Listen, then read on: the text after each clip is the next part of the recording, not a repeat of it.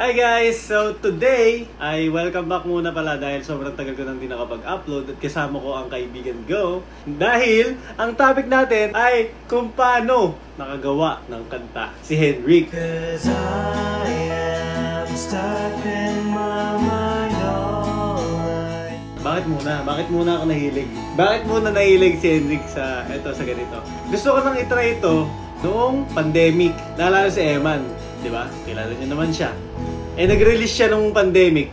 Nung pandemic, parang trip ko na siya. Wala lang akong gamit. Wala din akong idea, wala din akong alam sa paggawa niyan. So, kahit na bakit boses ko, gusto kong gumawa ng kanta. Dahil lang, gusto ko lang. Try something new. Try something new and you will be happy. Ayun, may kaibigan ako. Yan lang, may kaibigan ako.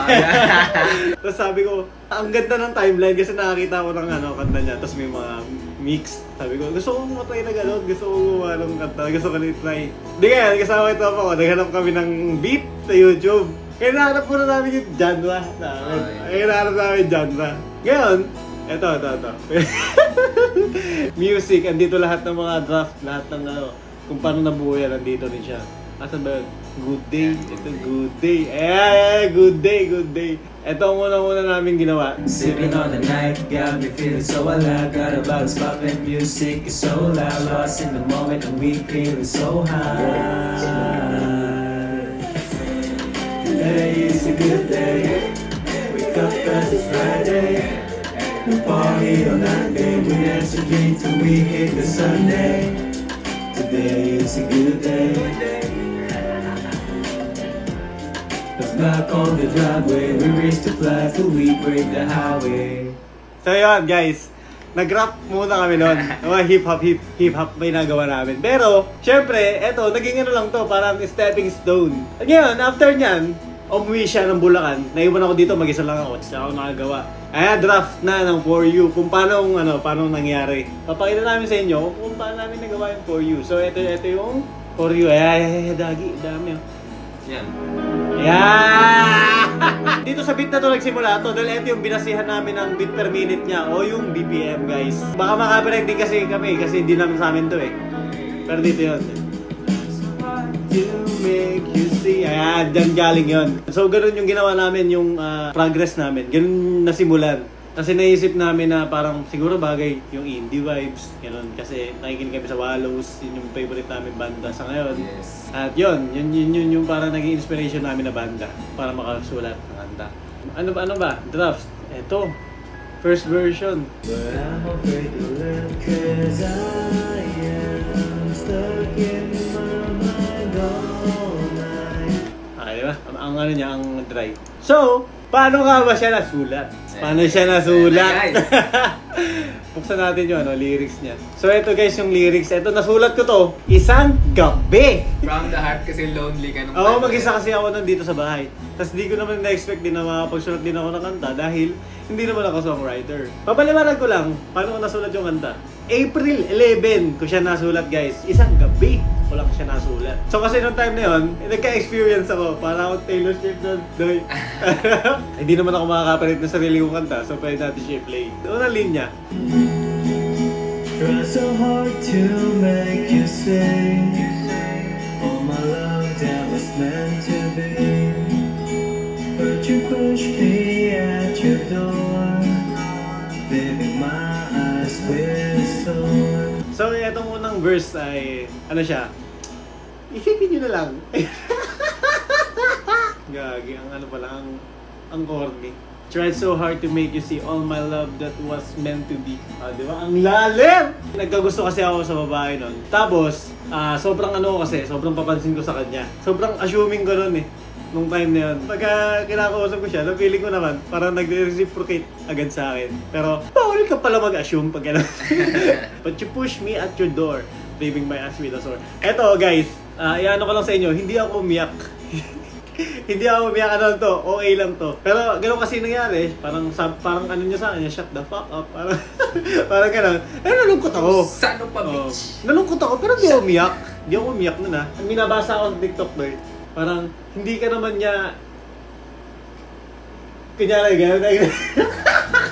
Yung tao na yun, hindi ka niya iniwanan. Kumbaga, nire-direct ka lang niya sa tamang landas mo sa buhay. May mas better way. Tama. Na nandun pala yung destination. Yun lang yung meaning ng ano. Ano ba yung meaning na yan? Baby, I'm not going crazy. Or you making time with me. Is it true because you said so? But I'm afraid to let go.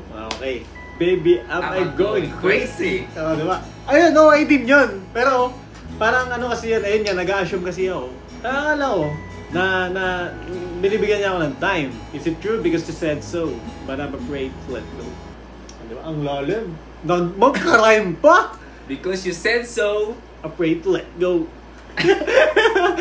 Hindi, is it true because you said so? Parang, porket sinabi mo ba, maniniwala na ako? Dahil nga ako, ang asumero. Oh, kung may naparating siya sa akin na dapat mag-assume ba ako, dapat ba ako maniwala? Sinabi niya. Cause I am stuck in my mind all night. And everything will be alright. Thinking all the things that I tried for you. Grabe yun. Chorus, guys. Ano, ang simple nga lang ng chorus eh. Parang ano lang siya, ang babaw lang ng inang English. Iniisip ko gabi-gabi na, may gusto na ba siya sa akin? Parang gano'n, Gusto niya rin ba? Gusto niya rin ba ako? Kasi gusto ko rin siya. Gano'n. And everything will be alright. Alam, para makarhyme lang sa all night yung... Everything will be alright. Kung baga, positive way na yun. Nag-overthink ka. Pero may positive pa rin. Oh. Thinking all the things that I tried for you. Ayun lang, kasi iniisip ko lang lagi, lahat ng effort, syempre, pag ikaw lalaki ka, tapos may gusto ko sa babae, syempre, di ba? Gagawin mo lahat, no, di ba? Do Kaya nga, whatever you want. Yes. Kaya nga, thinking all the things that I tried for you. Just take the risk. Yun, tama. Yun yung parang ano, parang yun yung yun talaga. aral dito sa mismong kanta, take the risk. Yung bridge pala, yung bridge. Etong bridge pala na to, ano to, katono ng kanta ni Eman, di ba? Kaya, pwede ba magpahinga muna saglit? Yun, dun ko nakuha yung, yun lang naman. Please don't leave me tonight. Yun lang naman. Yun lang. Ano lang, little I love you para kay Eman. Maging thankful ka pa rin kasi.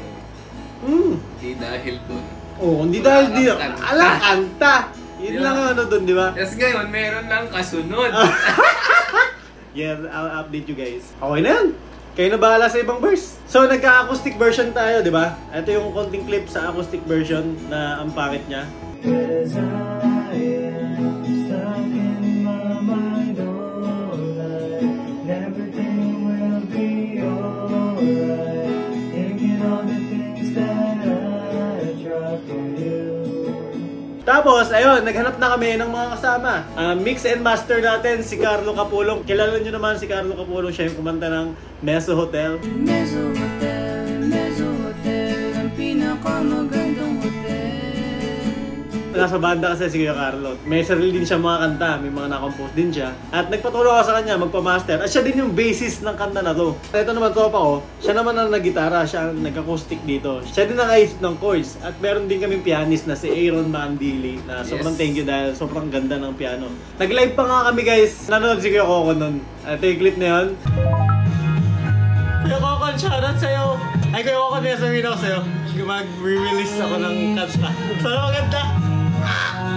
Kailan? Next week Friday siguro. English siya, English.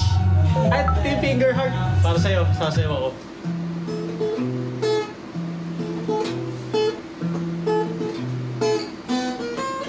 Thank you. Na-miss you so much. Miss you. At then guys, May 17 na i-release na yung For You. Kinatan nyo, ba't ngayon ko lang ginawa ng video? Kasi ngayon lang ako ginanahan mag-vlog at ayun, medyo this past few months is medyo madilim ang paligid. Pero ngayon, ginagalaan na ito ako mag-vlog. Yun lang, ba't ako nakagawa ng kanta? Kinuwento ko lang sa inyo, shinare ko lang din. At yun, gagawa ko ulit. Cause I am stuck in my mind.